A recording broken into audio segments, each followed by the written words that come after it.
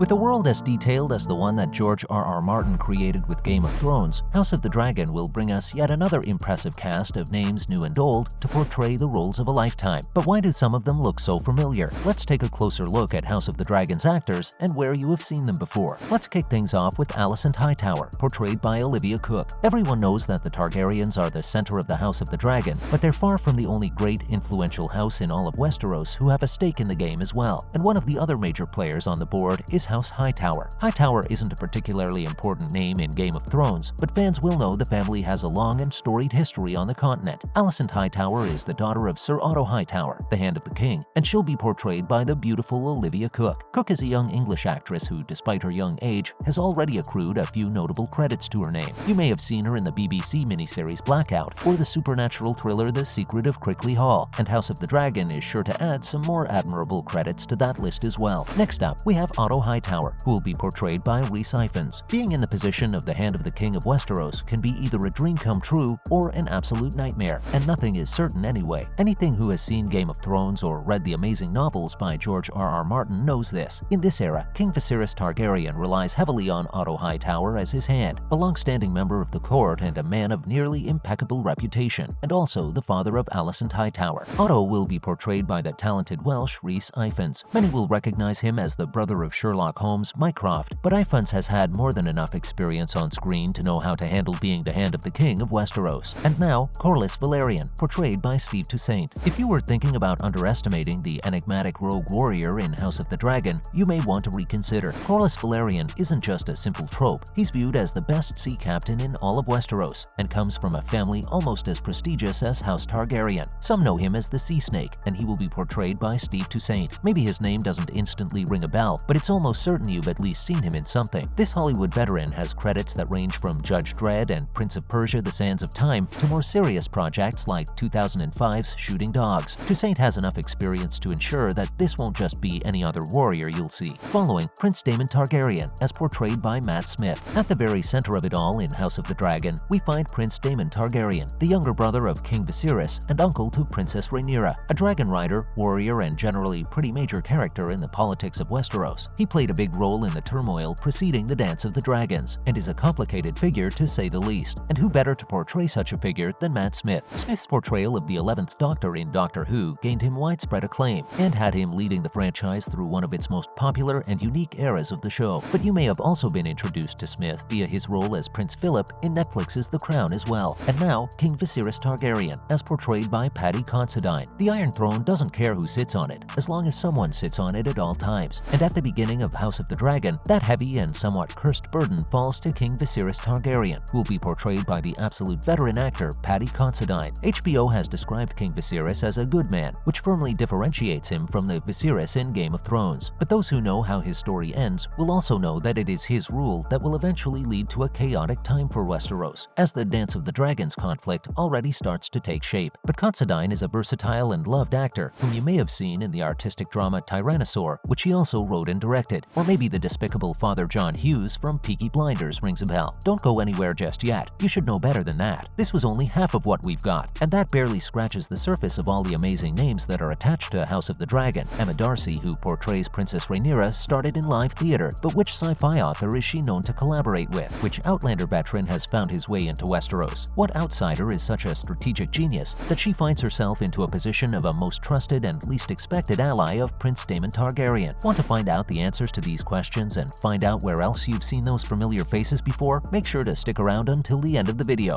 Now, let's get going. Let's start with Princess Rhaenyra Targaryen, portrayed by Emma Darcy. The Dance of the Dragons is a sort of civil war between the different claimants to the Iron Throne, and one of those claimants is Princess Rhaenyra Targaryen, a fierce dragon rider and the eldest child of King Viserys. Her gender ultimately complicates the royal succession Rhaenyra feels like she's owed. The tension this situation creates is one of the main sources of conflict that eventually lets the Targaryen family spiral into chaos, and to portray such a powerful storyline, Emma Darcy has been chosen. Darcy got her start in various live theaters before finding her way onto the screen in roles like Naomi Richards in the miniseries Wanderlust and Sonia Richter in the thriller Hannah. But her role in House of the Dragon just might be the role to launch her into stardom. Next up, Lord Lyman Beesbury, portrayed by Bill Patterson. There's a time and place in Westeros for banners with fierce dragons, killer wolves, and powerful stags, but there must also be room somewhere for the gentler amongst us, like House Beesbury. Beesbury. The Beesburys are a family of the Reach who, you guessed it, have beehives on their banners. They're not one of the more important families in Game of Thrones either, but Lord Lyman Beesbury is an important ally of the Hightowers and the Master of Coin on King Viserys' small council. This man may look like he's not much of importance. He knows much more than you're likely to give him credit for and holds more power than you'd like to admit. And to portray this Bee-Lord, we have the experienced Bill Patterson. You have seen him as Phoebe Waller-Bridge's father in Fleabag, but his resume stretched back into the 1970s. And next, we have Mysaria, as portrayed by Sonoya Mizuno. HBO calls her the most trusted and most unlikely ally of Prince Daemon Targaryen. However, readers of the novels by Martin will know that the relationship between Prince Daemon and Mysaria is a bit more complicated than that, but let it be known that she is a cunning strategist. She refuses to let obstacles like birth or class stop her from rising up. Because Mysaria isn't even from Westeros, in her shoes, we'll find the beautiful Sonoya Mizuno, who is arguably best known for her collaborative work with sci-fi author Alex Garland, as she was featured in several of his projects. Mizuno portrayed Kyoko in the AI drama Ex Machina and Katie in the cosmic horror Annihilation. Aren't you curious how she'll do in the shoes of Mysaria? And now, Sir Harold Westerling, portrayed by Graham McTavish. The King of Westeros would quite frankly be at a loss without his Kingsguard. The white-cloaked guardians of the royal family have always played an important role in A Song of Ice and Fire, a tradition that was started in the era of House of the Dragon, so be assured that they will not disappoint, because the Lord Commander of the Kingsguard during the reign of King Viserys Targaryen sure has a lot on his plate, and anyone who is familiar with the fantasy genre will know that there are few as perfect for the role of Lord Commander than the amazing Graham McTavish. He played the dwarf Dwalin in all three The Hobbit movies and portrays Dougal Mackenzie in the beloved Outlander series. But that barely scratched the surface of this actor's impressive resume, so it's absolutely going to be great to see McTavish as the Lord Commander. And that's all we have for now. Of course, there are many